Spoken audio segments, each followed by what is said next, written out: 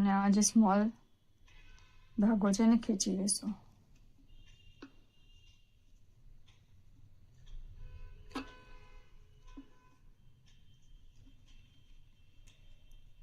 Okay, જો 1 2 3 4 5 6 7 અને 8. અને હવે સ્લીપ સ્ટિચ કરશું. આ જે ઉપર છે લૂપ એમાં સ્લીપ સ્ટિચ કરશું.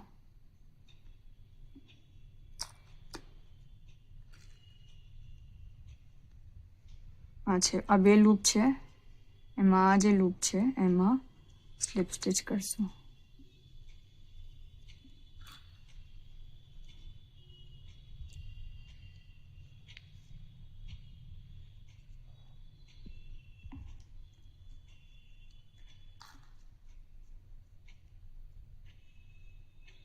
બે પાર્ટ છે અને જે ઉપરનો પાર્ટ છે એમાં સ્લીપ સ્ટિચ.